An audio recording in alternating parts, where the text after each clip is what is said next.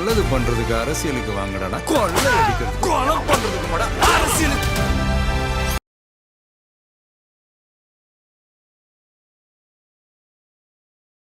இஸ்ரேலுக்கு எதிரான அமெரிக்காவுக்கு எதிரான செய்திகள் வரவிடாமல் பார்த்துக்கிறதுல தான் இந்த மீடியா ஃபுல்லாக தெளிவாக இருக்கிறாங்க. ஓகே, அல் ஜசீரான்னு ஒன்று வரல, அப்படி ஒரு மீடியா வரலன்னா கடந்த ஒரு 2 ஆண்டுகளாக நடந்துகிட்டு இருந்த அந்த இஸ்ரேல் கொடூரங்களில் பாதி விஷயம் நமக்கு வெளியே தெரியாமே போயிருக்கும். எல்லாருமே என்ன நினச்சிருப்போம், தீவிரவாதிகளை எதிர்த்து இஸ்ரேல் சண்டை போடுது அப்படிங்கிற ஒரு செய்தி, ஒரு முகம் மட்டுமே சொல்லிக்கிட்டு இருந்திருப்போம்.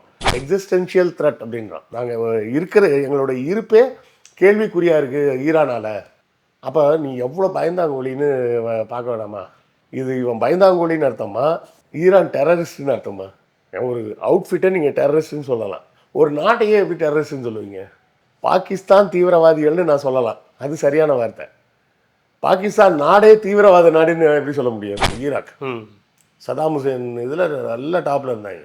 சும்மா இருக்கிறவனை கூப்பிட்டு, இல்லை நீ கெமிக்கல் வெப்பன் வச்சுருக்கேன்னு ஒரு நரேட்டிவ் செட் பண்ணாங்க. செட் பண்ணி போய் மொத்தமாக ஆட்சி நாசம் பண்ணி கடைசியில் சதாம் ஹுசேனையும் தூக்கில் போட்டாங்க. கரெக்டாக? அதெல்லாம் பார்த்தோம். அது மட்டும் இல்லை, அதில் அவனுக்கு அமெரிக்காக்காரனுக்கு அடித்த உலகமாக அயோக்கியத்தனம் என்ன தெரியுங்களா? எல்லாரும் அமெரிக்கன் சோல்ஜர்ஸ் பெஸ்ட் அப்படி இப்படின்லாம் சொல்லிட்டு இருக்காங்க. அந்த அமெரிக்கன் சோல்ஜர்ஸ் தான் மொத்த பாக்தாத் மியூசியத்தையே கொள்ளையடிச்சாங்க. இந்த இஸ்லாமிய நாடுகளாக இருக்கக்கூடிய நாடுகளில் பெரும்பான்மையான நாடுகள் இராணுவத்துக்கு அளவுக்கு அதிகமாக அதிகாரத்தை கொடுத்துட்றாங்க. இராணுவத்துக்கு அளவுக்கு அதிகமான அதிகாரத்தை கொடுத்துட்டு அந்த இராணுவ அதிகாரி எனக்கு தான் அடிபணியணும் அப்படின்ற மாதிரி ஒரு ரூலை கொண்டு வந்துடுறாங்க. உனக்கு துப்பாக்கியே எடுத்து சுட தெரியாது, துப்பாக்கி எடுத்து சுடக்கூடிய லட்சக்கணக்கான பேருக்கு தலைவராக இருக்க ஒருத்தன் உன் பேச்சை எப்படி கேட்பான்னு நீ நம்புற.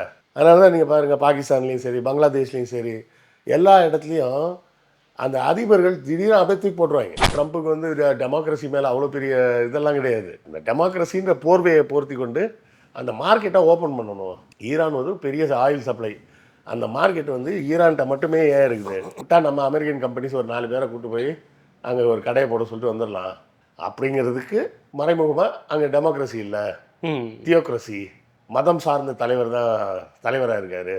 அவங்க சொல்லக்கூடிய காரணங்கள் இது, காரணம் இது. ஆனால் உண்மையான காரணம் என்ன?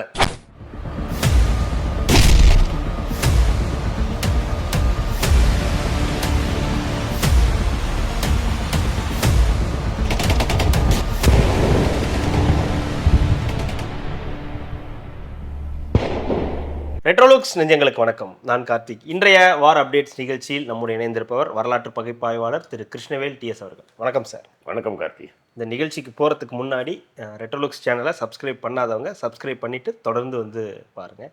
ஈரான், அமெரிக்கா, இஸ்ரேல் இதுதான் இப்போது செய்தி சேனல்கள் அதிகம் பார்க்கக்கூடிய செய்தியாக இருக்குது. ஈரான் மீதான தாக்குதல், அமெரிக்காவும் இஸ்ரேலும் சேர்ந்து வந்து தாக்குதலை தொடுத்துக்கிட்டு இருக்காங்க. ட்ரம்ப் அவர்கள் ஒரு பேட்டியே வந்து கொடுக்குறார், ஒரு அறிவிக்கிறார், இந்த மாதிரி தாக்குதல் நடத்த போகிறோம், அவங்க வந்து அணு ஆயுதம் வச்சுருக்காங்க, அது வந்து நம்மளை தாக்குறதுக்காக தான் அவங்க வந்து தயார் பண்ணிக்கிட்டு இருக்காங்க அப்படின்னு ஒரு பேட்டியெல்லாம் வந்து கொடுக்குறார், அனௌன்ஸ்மெண்ட் வந்து கொடுக்குறார். இன்னொரு பக்கம் ஈரானும் வந்து தாக்குதலை வந்து தொடுக்கிறாங்க. என்ன நடந்துக்கிட்டு இருக்கு? ஒரு போர் மூலம் சூழல் வந்துருச்சு. உலகமே எதிர்பார்த்த அந்த தருணம், இல்லை உலகம் எதிர்பார்க்காத அந்த தருணம்னு வந்து தம்ப்நெயில்கள் பறக்க ஆரம்பிச்சிருக்கு. என்ன நடந்துக்கிட்டு இருக்கு சார்? இது வந்து நம்ம போர் சூழல்னே எல்லாரும் பேசிகிட்டு இருக்கிறாங்க. இது ஆக்சுவலாக போர் சூழல்லாம் கிடையாது. இது வந்து பொருளாதார சண்டை. சரிங்களா? யார் யாருக்கு? மேற்கத்திய உலகத்துக்கும், அதாவது ஐரோப்பிய நாடுகளுக்கும் உலகின் மற்ற நாடுகளுக்கும். ஆனால் அது நமக்கு புரியாத மாதிரி அவங்க அதை கட்டமைச்சு வச்சுருப்பாங்க. நாம் என்ன நினச்சிட்டு இருப்போம், சைனாவுக்கும் நமக்கும் ஆகாதுன்னு நினச்சிட்டு இருப்போம். ஆனால் ரஷ்யாவுக்கும் சைனாவும் நட்பு தான், நம்மளும் ரஷ்யாவும் ஃப்ரெண்டு தான் அப்படின்னா ஃப்ரெண்டோட ஃப்ரெண்டு தானே. ஃப்ரெண்டோட ஃப்ரெண்டு எப்படி எனிமையாக இருக்க முடியும்? எனிமியோட எனிமி வேணால் ஃப்ரெண்டாக இருக்க முடியும். ஃப்ரெண்டோட ஃப்ரெண்டு வந்து ஃப்ரெண்டாக தானே இருக்க முடியும். ஆனால் நமக்கு கட்டமைச்சு வச்சுருக்கிற சிந்தனை எப்படி வச்சுருக்கிறாங்கன்னா சைனாவுக்கும் நமக்கும் ஆகாது அப்படின்னு. அதே போலவே பார்த்திங்கன்னா இந்த வளைகுடா நாடுகள் வந்து, அதாவது 2ஆம் உலகப் போருக்கு வரக்கூடிய நேரத்திலேயே இந்த வளைகுடா நாடுகள்லாம் வந்து முக்கியமான இடம் அப்படின்றது முடிவாகி போச்சு. பெட்ரோலியம் அதுதான் is going to be the next future அப்படின்றது. ஏன்னா அதுக்கு முன்னாடிலாம் வந்து 1700 1800 ஸ்பைஸ் ட்ரேடு, அது முடிஞ்சு ஆயில் ட்ரேடுன்றதுக்கு 20th செஞ்சுரியில் வந்தாச்சு. ஸோ ஆயில் ட்ரேடுன்றப்ப ஆயிலோட அபண்டன்ஸ் இருக்குன்ற ஒரே ஒரு காரணத்துக்காக ஒரு விஷயம் எனக்கு தெரியுமா, இன்றைக்கும் நிறைய பேருக்கு தெரியாது. அமெரிக்காவில் ஏகப்பட்ட ஆயில் ரிசோர்ஸ் இருக்குது. ம். அமெரிக்காவில். ஆமாம், அமெரிக்காவிலேயே நிறைய இடத்துல எண்ணெய் வளம் இருக்குது. ம். எதையுமே அவன் டச் பண்ணவே இல்லை. ஓகே. ஏன்? இதெல்லாம் தீர்ந்து போச்சுன்னு ஒரு கட்டம் வந்து வேறு வழியே இல்லைன்னா அப்போ நம்ம யூஸ் பண்ணிக்கலாம், இப்போ வேணாம் அப்படின்ட்டு அதை கை வைக்காமல் இருக்காங்க. சேஃப்டி பண்ணி வச்சுருக்கீங்க. ஆமாம், அது ஓகே. இப்போ எல்லா ஊர்லேயுமே எண்ணெய் வளம் இருக்கும். ம். அது கல்ஃபில் பகுதியில் வந்து அதிகமாக இருக்குது. ரிலேட்டிவாக கம்பேர் பண்ணோம்னா சைனாலேயும் ஆயில் இருக்குது, இந்தியாலேயும் ஆயில் இருக்குது, ரஷ்யாலேயும் ஆயில் இருக்குது. ஆனால் அதோட அளவுன்றது கம்பேரிட்டிவாக பார்த்தோம்னா கல்ஃப் ஏரியாவில் ரொம்ப ஜாஸ்தி. ம். அது மறுக்க முடியாது. அப்போ அமெரிக்கா வந்து பக்கத்தில் இருக்க வெனிசுவேலாலெல்லாம் போய் ஆயில் எடுக்கிறான், ம். சொந்த ஊரில் ஆயில் எடுக்க மாட்டான். அப்போ என்ன பண்ணிகிட்டு இருக்கிறாங்க அப்படின்னு சொன்னால், அவனோட சூப்பர் பவர் அப்படின்ற ஒரு மேட்ரு இருக்குது பார்த்தீங்களா, அதை காமிச்சு ஏமாற்றிக்கிட்டே இருக்கிறான். இப்போ கூட இன்றைக்கி நடந்த தாக்குதல் வந்து பார்த்திங்கன்னா ஈரானில் டெஹ்ரான்லேயே போட்டிருக்காங்க. ஆமாம். டொமஹாக் அப்படின்னு சொல்லிட்டு அந்த மிசைல். இவங்க பதிலுக்கு மிசைல்லாம் போட்டிருக்காங்க. போட்டாலும் அதை பற்றின பெரிய செய்திகள் வராமல் பார்த்துக்கிறாங்க. ம். அது தொடர்ந்து நடக்கிறது தானே. அதாவது ஈரான் அல்லது இஸ்ரேலுக்கு எதிரான, அமெரிக்காவுக்கு எதிரான செய்திகள் வரவிடாமல் பார்த்துக்கிறதுல தான் இந்த மீடியா ஃபுல்லாக தெளிவாக இருக்கிறாங்க. ஓகே. அல் ஜசீரான்னு ஒன்று வரல, அப்படி ஒரு மீடியா வரலன்னா கடந்த ஒரு 2 ஆண்டுகளாக நடந்துகிட்டு இருந்த அந்த இஸ்ரேல் கொடூரங்களில் பாதி விஷயம் நமக்கு வெளியே தெரியாமே போயிருக்கும். எல்லாருமே என்ன நினச்சிருப்போம், தீவிரவாதிகளை எதிர்த்து இஸ்ரேல் சண்டை போடுது அப்படிங்கிற ஒரு செய்தி, ஒரு முகம் மட்டுமே சொல்லிக்கிட்டு இருந்திருப்போம். அதில் மக்கள் கொல்லப்பட்டதை பற்றின செய்திகள் எதுவுமே வந்திருக்காது. இப்போ கூட ரீசெண்டாக இந்த கடந்த ஓரிரு ஆண்டுகளில் பார்த்தீங்கன்னா, ஓரிரு ஆண்டுன்னு கூட சொல்ல முடியாது, ஒரு 3 ஆண்டுகள்லேயே சொல்லலாம், ஈரான் கடுமையாக தாக்கப்படுது. ஈரானின் இராணுவ தளபதிகள் அசாசினேட் பண்ணப்படுகிறார்கள். கொல்லப்படுகிறார்கள்னா அவனை போர்லையா போய் செத்தாங்க, அதெல்லாம் அசாசினேஷன், திட்டமிட்ட படுகொலைகள். அசாசினேட் பண்ணுறாங்க. அவங்களோட இது இருக்குது பார்த்தீங்களா, அவங்களோட தூதரகத்தெல்லாம் போய் தாக்குறாங்க. இதெல்லாம் தொடர்ந்து நடந்துக்கிட்டே இருக்குது, நம்ம பார்த்துட்டு தான் இருக்கிறோம். இப்போவும் சம்மந்தம் இல்லாமல் வேணும்னே ஒரு குண்டை தூக்கி போட்டு அவங்க வந்து யுரேனியமை என்ரிச் பண்ணுறாங்க. 65% பியூரிட்டிக்கு கொண்டாந்துட்டாங்க யுரேனியத்தை என்ரிச் பண்ணால் தான் அது பியூர் ஆகும். அப்போ அந்த என்ரிச்மெண்ட் ப்ராசஸில் வந்து they had achieved 65% purity which is weapon grade அப்படின்றாங்க. வெப்பன் கிரேட் 65%லாம் கிடையாது, it has to be more than that. ஆனால் 65%க்கே வெப்பன் கிரேட் அப்படின்னு சொல்லிட்டு நம்ம அமெரிக்கா கிளைம் பண்ணுறாங்க. ட்ரம்ப்பு உங்களுக்கு ஏற்கனவே தெரியும், ட்ரம்ப்பு நேரடியாகவே அறிவிச்சிட்டார், this will be a major attack அப்படின்னு சொல்லிட்டு அவர் அனௌன்ஸ் பண்ணிட்டார். ஆனாலும் இஸ்ரேலை விட்டு தான் அடிக்க சொல்லியிருக்கிறார். இப்போது ஈரான் திருப்பி தாக்குமா அப்படின்னு ஒரு கேள்வி இருக்குது. தாக்கிட்டு தானே இருக்காங்க இப்போ. அந்த தாக்குதலுக்கு ஈக்குவலான பெரிய தாக்குதல் இன்னும் ஆரம்பிக்கலை ஈரான். ஆமாம், அது பண்ண முடியுமா அவங்களால? பண்ண முடியணும், முடியாமலாம் இருக்காது. இது வந்து உலகம் காட்டும் ஒரு பார்வைன்னு, பொது பார்வைன்னு ஒன்று இருக்குது பார்த்தீங்களா, அந்த பொது பார்வை தான் தப்பு. அவன் என்ன சொல்லிகிட்டு இருக்கிறான் Trump, I have to bring டெமோக்ரஸின்னா. அங்கே டெமோக்ரஸின்னு ஒன்று இருக்குல்ல, அது தியோக்ரஸி தான். தியோக்ரஸினா மத தலைவர் தான் நாட்டின் தலைவர், அதுதான் கொமேனி தலைவராக இருக்கிறாரு. ஆனாலும் அங்கே ஒரு ஃபார்ம் ஆஃப் டெமோக்ரஸி நடந்துக்கிட்டு தானே இருக்குது. எலெக்ஷன் நடக்க தான் செய்யுது, அங்கே ஆளுங்க எலெக்ஷனில் நிற்கிறாங்க, ஜெயிக்கிறாங்க. ஒரு பிரசிடென்ட் மாதிரி ஒரு பதவியை, இப்போ இந்தியாவில் ஒரு பிரசிடென்ட் பதவி இருக்குன்னா அந்த மாதிரி ஒரு பதவி அங்கே இல்லை, புரியுதுங்களா?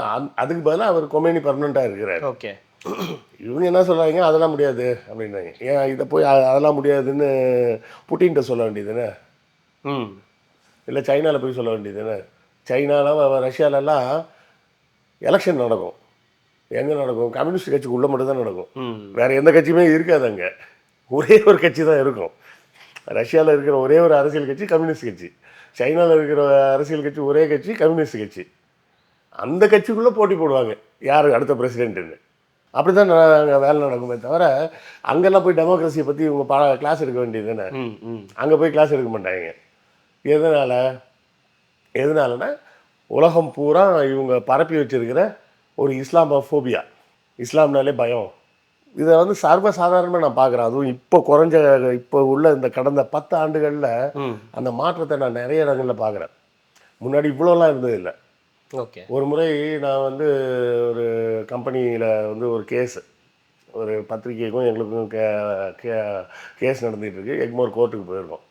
அப்படி போயிருக்கும்போது பாத்ரூம் போயிட்டு வெளியே வரோம். பக்கத்தில் ஒரு காவலர் ஒருத்தர், கான்ஸ்டபிள், அவர் இன்னொரு இதில் நிற்கிறாரு. நாங்கள் இந்த பக்கம் நிற்கிறோம். கூட இன்னொரு பையன் வந்திருக்காப்புல, தம்பி மாதிரின்னு வச்சுக்கோங்க. வெளில வந்தோடனே அந்த தம்பி கேட்குறான், அண்ணா முஸ்லீம்ஸ் கூட இப்போ போலீஸ்லாம் வருவாங்களா? எப்படி முஸ்லீம்ஸ் கூட போலீஸ் எல்லாம் வரும்? ஏன்னா அவர் பேரில் வந்து இஸ்மாயில்னு எழுதியிருக்கு, அந்த நேம் பிளேட் வச்சுருப்பாங்கல்ல. மற்றவங்களா கண்டுபிடிக்க முடியாது, நீங்கள் காவல்துறையினர் அந்த நேம் பேட்ஜ் போட்டிருப்பாங்க. அப்போ இது எங்கேருந்து வருதுன்னு பாருங்க. அதே போலவே அந்த புக் ஃபேரில் கூட ஒருத்தர் வந்தார். அவர் வந்து ஒரு கிறிஸ்தவர். அவர், நீங்கள் எல்லா மதத்தை பற்றியும் பேசுகிறீங்க, இந்து மதத்தை பற்றியும் பேசுகிறீங்க, கிறிஸ்தவம் பற்றியும் பேசுகிறீங்க, நான் எல்லாமே பார்ப்பேன், முஸ்லீம்ஸை பற்றி பேச முடியாதுல்ல, கோவப்படுவாங்கல்ல அப்படின்றாரு. எப்படி முஸ்லீம்ஸை பற்றி பேச முடியாதுல்ல, கோவப்படுவாங்கல்ல.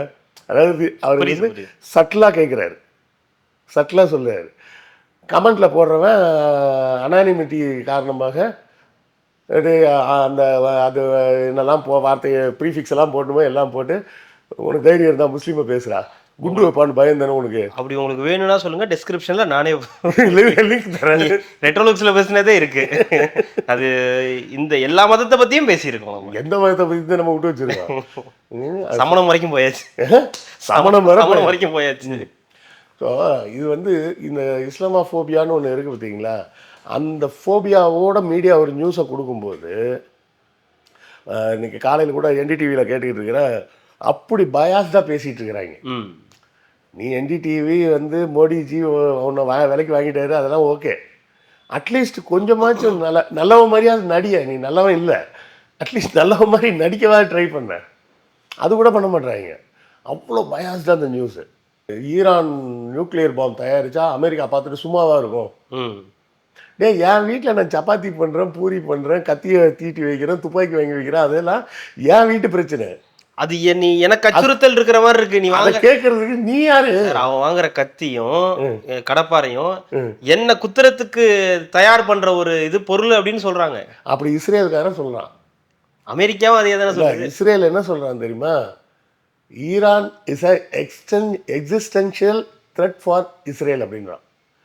ஈரான் வந்து இஸ்ரேல் அப்படின்ற நாடு இருப்பதையே அழிக்கக்கூடிய ஒரு ஆபத்து, எக்ஸிஸ்டென்ஷியல் த்ரெட் அப்படின்றான். நாங்கள் இருக்கிற எங்களோட இருப்பே கேள்விக்குறியாக இருக்குது ஈரானால். அப்போ நீ எவ்வளோ பயந்தாங்கோலின்னு பார்க்க வேணாமா? இது இவன் பயந்தாங்கோலின்னு அர்த்தமா, ஈரான் டெரரிஸ்ட்னு அர்த்தமா? ஒரு அவுட்ஃபிட்டை நீங்கள் டெரரிஸ்ட்னு சொல்லலாம், ஒரு நாட்டையே எப்படி டெரரிஸ்ட்னு சொல்லுவீங்க? பாகிஸ்தான் தீவிரவாதிகள்னு நான் சொல்லலாம், அது சரியான வார்த்தை. பாகிஸ்தான் நாடே தீவிரவாத நாடுன்னு எப்படி சொல்ல முடியும்? அங்கே இருக்கிற மக்கள் யாரு? கரெக்டா? இந்த பாயிண்ட்டை வந்து நியூஸ் சேனல்ஸ் வந்து டச் பண்ணவே மாட்டாங்க. ஏற்கனவே கொமேனி என்னைக்கு வந்தாரோ அன்னையிலேருந்து ஃபினான்ஷியல் சாங்ஷன் தான் அந்த பிரச்சனையும் ஓடி. ஆமாம், எந்த நாடுகளும் ஈரானோடு பிஸ்னஸ் பண்ணுறதில்ல. பண்ணிக்கிட்டு இருந்த 3 நாடு இந்தியா, ரஷ்யா, சைனா. இப்போ இந்தியாவும் கூப்பிட்டு ட்ரம்ப் மிரட்டினோடனே மோடி கம்னு வாய் முட்டு உட்காந்துட்டாரு, இல்லை நாங்கள் வாங்கலைன்ட்டாரு. அங்கேருந்து வேறு எதுவும் வாங்க முடியாது, ஆயில் தான் வாங்கலாம், அதுவும் இப்போ வாங்குறது இல்லை இந்தியா. இப்போ மிச்சம் ட்ரேட் பண்ணுறது 2 நாடு தான், ரஷ்யாவும் சைனாவும் தான். வேறு எந்த நாடும் ட்ரேடிங் போகிறதே இல்லை. ஏன்னா போனால் அமெரிக்கா போடுற சாங்ஷன்லாம் தாங்க முடியாது. 50% போட்டார். ஸோ சின்ன நாடுகள்லாம் என்ன பண்ணும் அவங்க, அதனால என்ன நடக்கும்னு பார்த்தீங்கன்னா, இது ஒரு சைக்கிள். இது என்னென்னா, இப்போ ஈரான் போன்ற நாட்டில் வந்து மிகப்பெரிய அளவில் விவசாயம்லாம் நீங்கள் எதிர்பார்த்து இருக்க முடியாது. விவசாயம்லாம் வெளியே தான் அவங்க அங்கே சில விவசாயங்கள் நடக்கும், ஆனால் பெரும்பான்மையான தேவைக்கான பொருட்களை பூரா வெளியே இருந்து தான் அவங்க இம்போர்ட் பண்ணணும். இம்போர்ட் பண்ணுறதுக்குன்னா வேறு யாரும் இம்போர்ட் பண்ணுறதில்ல, வேறு யாரும் அவங்க எக்ஸ்போர்ட்டும் பண்ணுறதில்ல. அப்படின்றப்ப என்ன பண்ண முடியும்? வேறு வழியே கிடையாது. ரஷ்யாவும் சைனாவையும் மட்டும் தான் நம்பி இருக்கணும். இப்போவும் ஆன்டி ஷிப் மிசைல்ஸ் கேட்டிருக்காங்க சைனாட்ட, பேலிஸ்டிக் மிசைல்ஸ் வந்து ரஷ்யாட்ட கேட்டிருக்காங்க. ஓகே, இது ரெண்டும் வந்தால் தான் இவங்களால இதை தாக்கு பிடிக்க முடியும். ஈரான் கேட்டிருக்கு. ஆமாம், ஈரான் கேட்டிருக்கு. ரஷ்யாவுடையும் சைனாவுடைய உதவியை கேட்டிருக்காங்க. சைனா வந்து கப்பல் அந்த ஆன்டிஷிப் மிசைல் தரேன்ட்டாங்க. ஓகே, இதில் இன்னொரு பிரச்சனை என்னென்னா, ரஷ்யாவுக்கு ஒரு ஸ்ட்ராட்டஜிக்கல் பேஸு அந்த யூஎஸ்க்கு வேணும்னா இந்த கல்ஃப் ஏரியா அவனுக்கு வேணும். புரியுதுங்களா? நீங்கள் வந்து அமெரிக்காவிலேருந்து கொண்டு வந்து ரஷ்யா மேலாம் கொண்டு போட முடியாது. ஆனால் ரஷ்யாவால் முடியும். ம் ஏன்னா ரஷ்யா வந்து அலாஸ்காவை விலைக்கு வாங்கிட்டான். நம்ம கனடாக்கு மேலே அலாஸ்கான்னு ஒரு பகுதி இருக்குல்ல, ம் அதை ரஷ்யா விலைக்கு வாங்கிட்டான். Okay. எப்போ எதுக்கு? அவன்கிட்ட கடல் பரப்பே இல்லை அப்படின்னு. ரஷ்யாவுக்கு கடல் எங்கே இருக்குது யோசிச்சு பாருங்க. கடல் இருக்க ஏரியான்னு மேலே போட்டிங்கன்னா அது போலார் ரீஜனாக போயிடும். ம் இந்த பக்கம் கீழே வந்தீங்கன்னா சைனா, அப்படியே ஏஷியா, அப்படி இந்த பக்கம் யூரோப் அப்படியே போயிடும். ரஷ்யாவுக்குன்னு தனியாக கடலே கிடையாது. ம் அப்போ அவன் கடல் படை எங்கே வைப்பான்? அதுக்காக தான் அலாஸ்காவை விலைக்கு வாங்கி அங்கே கப்பலை நிறுத்தி வச்சுருக்கிறாங்க. அது போக வேறு சில இன்டர்நேஷ்னல் வாட்டர்ஸ்லாம் நிப்பாட்டியிருப்பாங்க. அப்போ அதே போலவே அமெரிக்கா எங்கே இருக்குது, இந்த அரப் கண்ட்ரீஸ்லாம் எங்கே இருக்குது, அவ்வளோ தூரத்துக்கு அவனுக்கு எங்கே மிலிட்ரி பேஸ் வைக்கிறது? ஒரு இடம் வச்சுருக்கிறாங்க, BIOTன்னு சொல்லிட்டு பேர், பிரிட்டிஷ் இந்தியன் ஓஷன் டெரிட்டரின்னு பேர். ம் அதுக்கு பேர் எப்படி வச்சுருக்காங்க? British Indian ocean territory. Indian ocean நம்ம ஆளுங்க சொல்லிட்டு இருக்காங்க இந்து மகா சமுத்திரம்னு சொல்லுங்கள், இந்தியன் ஓஷன்னு சொல்லாதீங்க. என்ன அதை இந்திய பெருங்கடல்னு கூட சொல்லக்கூடாதான், இந்து மகா சமுத்திரம்னு சொல்ல. அவன் அதுக்கு பேரே பிரிட்டிஷ் இந்தியன் ஓஷன் வச்சுருக்கிறான். அங்கே ஒரு பெரிய தீவை விலைக்கு வாங்கிட்டாங்க. Okay. Before second world war ஒரு பெரிய தீவை விலைக்கு வாங்கி அங்கே இருந்த மக்கள் எல்லாம் வேறு தீவுக்கு போவாங்கன்னு சொல்லி காசு கொடுத்து அனுப்பிச்சி விட்டாங்க. எல்லாம் போயிட்டாங்க. இப்போ இந்த தீவில் ஆளே கிடையாது. அந்த தீவில் பிரிட்டிஷோட நேவல் பேஸ் இருக்குது. அதில் ஒரு கான்ட்ராக்டை போட்டு அமெரிக்காக்காரன்னு வாங்கி வச்சுருக்கான். அந்த கான்ட்ராக்ட்லாம் முடிஞ்சு 10 வருஷம் ஆகுது, இன்னும் அந்த இடத்த திருப்பி கொடுக்கல. அவன் அங்கேயே தான் வச்சுருக்கிறான். ஈராக்கில் அட்டாக் நடந்தது இல்லை, ஆமாம், சதாம் ஹுசேன், அந்த டைமும் சரி, இவர் இந்த பின்லேடனை பிடிக்க போனாங்கல்ல, அந்த டைமும் அமெரிக்கா யூஸ் பண்ண நேவல் பேஸு இந்த BIOTயில் இருக்கிறது தான். ஓ, அமெரிக்காவிலேருந்து ஈராக்கில் நீங்கள் கொண்டு போட முடியாது, இங்கேருந்து ஈஸியாக போடலாம் டக்குன்னு. அப்போ ஈரான் ஒன்று தான் இவங்களுக்கு, அதாவது இந்த ஏரியாவே என்ன பண்ணாங்க இல்லை உறுத்துதா ஈரான் இருக்கிறது ஏதாவது ஒரு பிரச்சனை? என்ன பிரச்சனைன்னா அவன் முஸ்லீமாகவே இருக்கிறான். சரி, அப்படிதான். அதனால அவங்களுக்கு என்ன பிரச்சனை? நீங்கள் அப்படிலாம் இருக்காது, எங்களை மாதிரி ஜாலியாக இரு அப்படின்றாங்க, கேட்க மாட்டேறாங்க. மற்ற நாட்டுக்காரெல்லாம் கேட்குறான். முஸ்லீமாவே ஜாலியாக இருக்க முடியாதா? ஜாலியானா வெஸ்டர்ன் கண்ட்ரீஸில் ஜாலியாக இருக்கிற மாதிரி அந்த மாதிரி. அதெல்லாம் தாண்டி போயிட்டாங்க. மற்ற சேக்கு எல்லாம் இருக்குது, UAE சரி, மற்ற கண்ட்ரிஸ் எல்லாருமே வந்து ஓகே ஜாலி, ஒரு 50 பொண்ணை கல்யாணம் பண்ணிக்கோ, டெய்லி 10 பாட்டில் சரக்கு எடுத்துகிட்டு வான்ற ரேஞ்சுக்கு அவனுக்கு போயிட்டாங்க. அவன் என்ன சொல்கிறான்? உங்ககிட்ட நிறைய ரிசோர்ஸ் இருக்குது, உனக்கு தலைமையில் இருக்கிறதுக்கு என்ன வேணும்னு சொல்ல, அதை தரேன், இதெல்லாம் எங்கள்கிட்ட விட்டு நாங்கள் பார்த்துக்கிறோம். அது கேட்க மாட்டான்றது தான் அவங்களுக்கு கடுப்பாகுது. இப்போ இந்த எக்ஸ்போர்ட் பிரச்சனை என்ன ஆகுதுன்னு பார்த்தீங்கன்னா, இன்றைக்கி ஈரானில் பார்த்தீங்கன்னா அவங்களோட கரன்சி பேர் ரியால்னு சொல்லுவாங்க. சவுதிலையும் ரியால் தான், இங்கேயும் இது ஈரான் ரியால்மாங்க. ஓகே. இந்த ரியாலோட வேல்யூ இன்றைக்கி எவ்வளோ தெரியுங்களா? சொன்னால் மிரண்டுருவீங்க. $1 மதிப்பு ஈரானியன் ரியாலுக்கு சமமான நமக்கு 90 ரூபாய். ஆமாம். ஈரானில் எவ்வளோ தெரியுமா? 15 லட்சம் ரியால். 15 லட்சம்? 15 லட்சம் ரியால். அது ப்ராக்டிக்கலாக சொல்ல போனால் ஒரு Iran rial is equal to $0 American. ப்ராக்டிக்கலாக அவ்வளோ நெக்லிஜிபிளி ஸ்மால் ஆகி போச்சு. அதனால் என்ன ஆகுதுன்னா, இவனால் இம்போர்ட் பண்ணுறதுக்கும் காசு இல்லை, டாலர் வேணும். டாலர் இல்லைன்றப்ப என்ன பண்ணுறது? ஆயிலுக்கு பதிலாக என்னது நம்ம பார்ட்டர் மாதிரி தான் டீல் பண்ணிகிட்டு இருக்கிறாங்க. அது எவ்வளோ நாள் ஓடும்? அப்போ உள்ள சப்ளை குறைஞ்சிருது. சப்ளை குறையும் போது என்ன ஆகுது? டிமாண்ட் இன்க்ரீஸ் ஆகும். டிமாண்ட் இன்க்ரீஸ் ஆனால் விலை ஏறும். விலை ஏறுனா மக்களுக்கு பஞ்சம். நீங்கள் இந்த கொரோனா லாக்டவுன் டைம்லலாம் பார்த்துருப்பீங்க, ரவையெல்லாம் 200 ரூபாய்க்கு விற்றுட்டு இருந்தாங்க. ஆமாம். மற்ற நாளில் ரவையை சும்மா கொடுத்தா கூட வாங்கி போக மாட்டாங்க, வீட்டில் வாங்கிட்டு வர சொன்னால் கூட வாங்க மாட்டாங்க. அன்றைக்கி எங்களுக்கு இது கோலமாவுன்னு கேட்பாங்க. அப்போ அந்த டைமில் அப்போ என்ன ஆகுது பாருங்கள், ஒரு டிமாண்ட் வரும்போது அப்போ நமக்கு வந்து 90 ரூபான்றதே நம்ம பெரிய ப்ராப்ளம்னு நம்ம சொல்லிகிட்டு இருக்கிறோம். அவனுக்கு $1 இஸ் ஈக்குவல் டு 15 lakh ரியால்னா அவனோட இன்டர்னல் எக்கானமி எந்த அளவுக்கு மோசமாக ஆக்கி வச்சுருக்காங்கன்னு பாருங்கள். கொமேனி வந்த பிறகு அவன் போட்ட சாங்ஷன்ஸில் மொத்தமாக அவங்க பொருளாதாரம் ஃபுல்லாக அழிஞ்சு போச்சு. அதுவும் போன டிசம்பர்லலாம் பார்த்திங்கன்னா பெரிய லெவலில் ப்ரோட்டஸ்ட்டு உள்ள பெரிய லெவலில் இப்போ நிறைய இதெல்லாம் நடந்துக்குது, ப்ரோட்டஸ்ட்லாம் நடந்து சுமார் 10,000 பேர்கிட்ட கைது செய்யப்பட்டிருக்காங்க ஈரானில். அப்போது இன்டர்னலாகவும் ப்ராப்ளம் இருக்குது, எக்ஸ்டர்னலாகவும் ப்ராப்ளம் இருக்குது. இது இப்படியே நீடிச்சதுன்னா, சைனாவோ ரஷ்யாவோ உதவி செய்யவில்லை என்றால் கொமேனி அரசாங்கமே கவிழ்ந்து விடக்கூடிய இடத்துக்கு போயிடும் ஈராக். சதாம் ஹுசேன் இதில் நல்ல டாப்பில் இருந்தாங்க. சும்மா இருக்கிறவனை கூப்பிட்டு இல்லை நீ கெமிக்கல் வெப்பன் வச்சுருக்க, கெமிக்கல் வெப்பன் வச்சுருக்கேன்னு ஒரு நரேட்டிவ் செட் பண்ணாங்க. செட் பண்ணி போய் மொத்தமாக ஆட்சி நாசம் பண்ணி கடைசியில் சதாம் ஹுசேனையும் தூக்கில் போட்டாங்க. கரெக்டாக அதெல்லாம் பார்த்தோம். அது மட்டும் இல்லை, அதில் அவனுக்கு அமெரிக்காக்காரனுக்கு அடித்த உலகமாக அயோக்கியத்தனம் என்ன தெரியுங்களா? எல்லாரும் அமெரிக்கன் சோல்ஜர்ஸ் பெஸ்ட் அப்படி இப்படின்லாம் சொல்லிட்டு இருக்காங்க. அந்த அமெரிக்கன் சோல்ஜர்ஸ் தான் மொத்த பாக்தாத் மியூசியத்தையே கொள்ளையடிச்சாங்க. ஆமாம். அந்த மியூசியம் இட் ஹவுஸ்டு ஆர்டிஃபேக்ட்ஸ் சம்வேர் ஒரு 6000 வருஷம் பழமையான ஆர்டிஃபேக்ட்ஸ்லாம் வச்சுருந்தாங்க. அது கிமு 3900 சேர்ந்த ஆர்டிஃபேக்ட்ஸ்லாம் இருந்தது. எல்லாத்தையும் கொள்ளையடிச்சு எடுத்துகிட்டு போயிட்டாங்க. அதுக்கப்புறம் ஐநா சபையில் இதுக்கு ஒரு தீர்மானம் போட்டாங்க. என்ன தீர்மானம்னா, பாக்தாத் மியூசியத்தை சார்ந்த எந்த பொருளையும் எந்த ப்ரைவேட் கலெக்டரும் வாங்கினாங்கன்னா அது உலக குற்றமாக கருதப்படும். அதனால் முடிஞ்ச அளவுக்கு உங்கள்கிட்ட இருந்ததுன்னா ரிட்டர்ன் பண்ணிவிடுங்க. நீங்களே ரிட்டர்ன் பண்ணிங்கன்னா நாங்கள் எதுவும் கேட்க மாட்டோம். அனானிம்ஸாக கூட நீங்கள் ரிட்டர்ன் பண்ணிடலாம். பொசஷன் அண்ட் பர்ச்சேசிங் பாக்தாத் மியூசியத்தோட ஆர்டிஃபேக்ட்ஸ் அப்படின்னு சொன்னால் இட் இஸ் அ கிரைம் அப்படின்னு சொல்லி ஐநா சபையில் அறிவித்தாங்க. அப்போ அந்த ஈராக்கை என்ன நாசக்காடு பண்ணியிருப்பாங்க பாருங்கள். எப்போதுமே பொதுவாகவே போரில் வந்து ஒரு விதி இருக்குது. மருத்துவமனை, கல்லூரிகள், பள்ளி இடங்கள்லாம் போய் குண்டு போடக்கூடாது அப்படின்னு. இவங்க அதெல்லாம் தாண்டி மியூசியத்தை கொள்ளையடிச்சிருக்காங்க. என்ன பாருங்கள், அமெரிக்கன் சோல்ஜர்ஸ். என்னென்னா அவங்களுக்கு தெரியும் அமெரிக்காவில் ப்ரைவேட் கலெக்டர்ஸ் நிறையா இருக்காங்க. அதை வாங்கிடுவாங்க. இப்போ அமெரிக்காவில் இருக்கான், யூரோப்பில் ஃபுல்லாக ப்ரைவேட் கலெக்டர்ஸ் இருக்கானோடனே ஹமுராபியோட கோடு கேள்விப்பட்டிருக்கீங்களா? அதாவது உலகத்திலேயே முதலாக எழுத்து வடிவத்தில் சட்டத்தை எழுதி வைத்தவன் ஹமுராபி. இதுதான் சட்டம் அப்படிங்கிறத, இந்த தண்டனைக்கு இந்த குற்றத்துக்கு இந்த தண்டனை, இது இதுக்கு இந்த தப்பு செஞ்சால் இப்படி தண்டனை, அதுதான் கண்ணுக்கு கண்ணு பல்லுக்கு பல்லுன்ற அந்த தண்டனையெல்லாம் வந்து அதில் ஹமுராபி கோடில் எழுதுனது. அதோட ஒரிஜினல் இருந்தது தூக்கிட்டு போயிட்டாங்க. இப்போ எங்கே இருக்குன்னே தெரியல. அது ஏதோ ரெக்கவர் பண்ணால் தான் எங்கேயோ படித்த மாதிரி ஞாபகம், பட் ஐம் நாட் ஷுர்.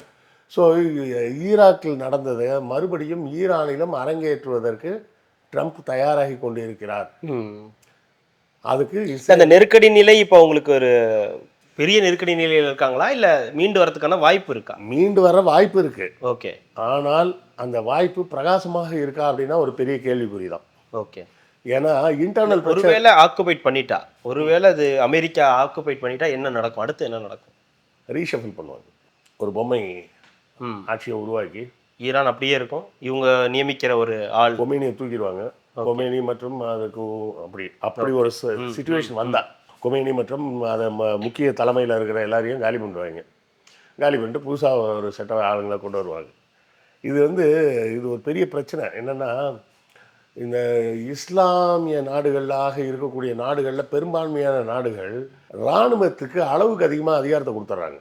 இராணுவத்துக்கு அளவுக்கு அதிகமான அதிகாரத்தை கொடுத்துட்டு அந்த இராணுவ அதிகாரி எனக்கு தான் அடி பண்ணிடணும் அப்படின்ற மாதிரி ஒரு ரூலை கொண்டு வந்துடுறாங்க. உனக்கு துப்பாக்கியே எடுத்து சுட தெரியாது. துப்பாக்கி எடுத்து சுடக்கூடிய லட்சக்கணக்கான பேருக்கு தலைவராக இருக்க ஒருத்தன் உன் பேச்சை எப்படி கேட்பான்னு நீ நம்புற. அதனால தான் நீங்கள் பாருங்கள், பாகிஸ்தான்லேயும் சரி, பங்களாதேஷ்லேயும் சரி, எல்லா இடத்துலையும் அந்த அதிபர்கள் திடீர்னு அப்படியே தூக்கி போட்டுருவாங்க. அவங்க ஷேக் ஹசீனாவை தூக்கி போட்டாங்களே, அவங்க அப்பா யார்? அவர் தான் பங்களாதேஷ் நாட்டையே வாங்கி கொடுத்தவர். ஆமாம், தந்தை. பங்களாதேசத்தின் தந்தையே அவர் தான். அவர் பொண்ணை தூக்கி போட்டாங்க. அதெல்லாம் ஆகிறது இல்லை அப்படின்னு இல்லை, அவர் பொண்ணை தூக்கி விடுங்க. அப்துல் ரஹ்மானே சுட்டு கொண்டாங்க. அவங்கள அப்படிலாம் சொல்கிற அளவுக்குலாம் நமக்கு தகுதி இருக்கா? நல்ல தகுதி இருக்குது. அவங்க நாட்டு தந்தையை சுட்டு கொண்டாங்க, நம்ம நாட்டு தந்தையை சுட்டு கொண்டோம். முடிஞ்சிருச்சுல, அப்புறம் என்ன? ஸோ அதை பற்றி பேசுறதுக்கு நமக்கும் நல்ல தகுதி இருக்குன்னு சொல்லலாம். ஆமாம், அவங்களும் தேசப்பிதாவை கொண்டாங்க, நம்மளும் தேசப்பிதாவை கொண்டோம். ஏன்னா அங்கே தேசப்பிதா பிரசிடெண்ட்டாக இருந்தார், இங்கே தேசப்பிதா பிரசிடெண்ட்டாக இல்லை. பிரசிடெண்ட்டாக இருந்ததுக்கு தான் கொண்டாங்க, இங்கே பிரசிடெண்ட்டாக இல்லாமையே கொண்டுட்டோம் நம்ம எல்லாம். ஸோ அப்படி வந்ததுன்னா அதான் நடக்கும். ஈராக் இன்றைக்கி என்ன நிலைமையில் இருக்கும்? ஒரு காலத்தில் அந்த அரப் பெனின்சுலாவில் ஈராக் தான் சூப்பர் பவராக இருந்தது. ஓகே. சவுதியாக அவங்கள பார்த்து பயப்படும், அப்படி இருந்தது. இன்றைக்கி எங்கே இருக்காங்கன்னே தெரில. புரியுதா? அவன் என்ன சொல்கிறான், யுனைடெட் அரப் எமிரேட்ஸ் மாதிரி நீங்கள் மாறிடுங்க எல்லாரும்ன்றான். யுஏஇ மாதிரி. ஆமாம், எல்லாத்தையும் ஓப்பன் எக்கானமியாக திறந்து விட்ரு, நாங்கள் எல்லோரும் வந்து கூத்தடிப்போம். அப்படி பண்ணேன்னா நான் உங்களை ஒன்றும் செய்ய மாட்டேன். அதே வேலையை யூரோப்பியன் கண்ட்ரீஸில் எங்கேயாவது சொல்லியிருக்கேன்னா? நான் ஏன் சொல்கிறேன்? அவ்வளோதான் விஷயம். யூரோப்பியன் கண்ட்ரிஸ் வந்து இன்றைக்கெல்லாம் வந்து எப்படி ஆகி போச்சுன்னா, பெரும்பாலான யூரோப்பியன் கண்ட்ரிஸ்லாம் எப்படி ஆயிடுச்சுன்னா, வயசாகி ஓல்டேஜ் ஹோமில் போய் உட்காந்துக்கிட்டு யாராச்சும் நம்மளை பார்க்க இன்றைக்கி வரமாட்டாங்களா விசிட்டரு, இந்த மாதத்துலையாவது யாராச்சும் பார்க்க வர மாட்டாங்களா அப்படின்னு உட்காந்துருப்பாங்கல்ல, அந்த ரேஞ்சுக்கு ரிட்டையர் ஆகிட்டாங்க எல்லோரும். அதெல்லாம் இன்னும் சொல்லப்போனால் பல நாடுகள்லாம் வந்து பாப்புலேஷனே பத்தலை. ஒரு சில சின்ன குட்டி நாடுலாம் இருக்குது. அங்கெல்லாம் நீங்கள் போய் அப்ளை பண்ணீங்கன்னு வச்சிங்களேன், எங்கள் நாட்டுக்கு குடிபெயர்ந்துடுறீங்களா, குடிபெயர்ந்தீங்கன்னா முதல் 2 வருஷத்துக்கு நாங்கள் ஃப்ரீயாக சம்பளம் தரோம் அப்படின்னு சொல்கிற அளவுக்கு வந்துட்டாங்க. ஏன்னா சுத்தமாக பாப்புலேஷனே கிடையாது. ஒரு பெரிய கிராமம் அது மாதிரி இருக்கும். அந்த கிராமத்தில் மொத்தமே பார்த்தீங்கன்னா 10 ஃபேமிலி தான் இருக்கும்.